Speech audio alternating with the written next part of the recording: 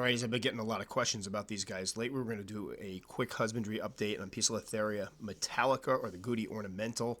These guys are obviously very brilliantly blue, and unfortunately some of the first spiders that tend to attract those new to the hobby because of the blueness. I know this is one of the first blue spiders I saw, and at the time I remember showing Billy, and I thought it was honestly Photoshop because they really are that brilliant of a blue. But unfortunately, this is not a beginner's species. As a Poecilotheria, it is potentially very, very quick, and the venom can be nasty. However, as far as husbandry requirements, they're very easy to take care of. I got this one, I believe, for my birthday about 5 years ago, 4 years ago, and at the time it was a 0.75 inch or 3/4 inch sling, and at that time I was keeping it in one of those plastic dram bottles with a little leaf. And one thing I noticed about this species compared to other Poecilotheria species is that they tend to be a little bit more shy and photosensitive, especially when mine was a sling. It was very, very shy, and they didn't eat quite as well as some of the other ones. Mine were actually kind of finicky. I would have to feed them prey that were much smaller than I was feeding other Poecilotheria species at that size, and they were inconsistent with eating. This is one of the only tarantulas I've ever kept that would eat one day and then not eat the other, which can be kind of confusing, especially for somebody who's just getting into the hobby. They were also a little bit slower growing overall. Most of mine were able to hit, the adult size of about 7 inches in a year or so, and mine took about 4 years, 4.5 years. You just molted again. And one thing to also mention, I've heard a couple people say this, so I guess it's not just me. The pre-molt periods seem to last quite a bit longer than some of the other Poecilotheria species. So not only does this one sport different colors than most of them with the blues, but there seems to be some differences insofar as growth and eating. When they were slings, again, I kept it in the dram bottle, then moved it up to a 16-ounce deli cup. This is a species that you want to try to avoid rehousing as much as possible because that's the point when you could run into difficulties with them. Overall, they tend to hide rather than stand their ground and be defensive. So if you tap the enclosure, most of them will run and hide behind something. When you set them up as slings, be aware that they will burrow a bit.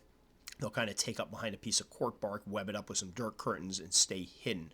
Once they hit about 3.5, 4 inches, they'll come out a little bit more. I'm fortunate in that mine is out quite frequently. I see her all the time.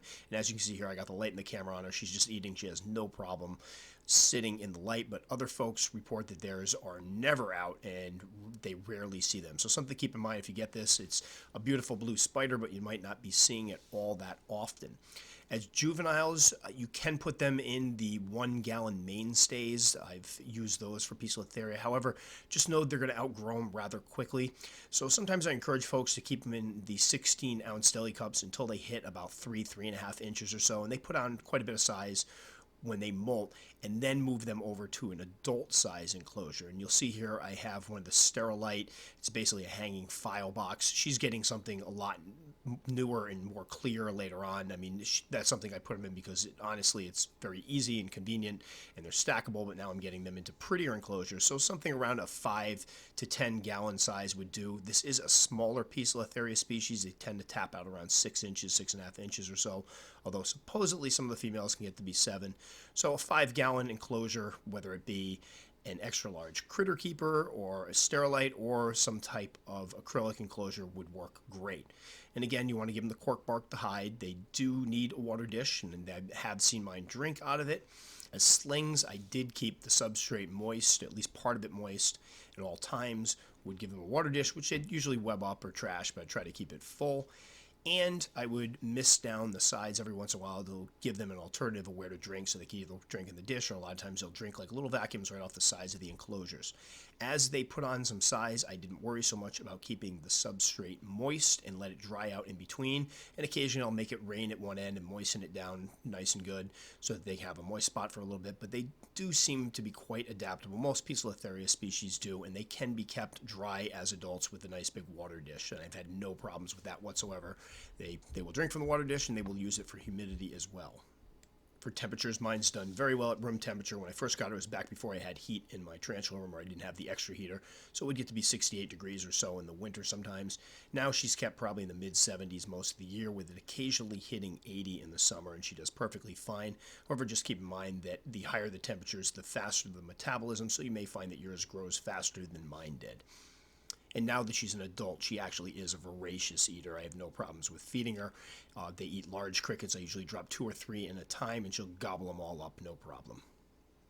So there we go. Beautiful spider, one that's very sought after. But again, I do encourage people to kind of work up to these guys, because although I haven't had much trouble behaviorally with mine, they do have the potential to deliver quite a nasty and potent bite that could really lay you up for quite some time.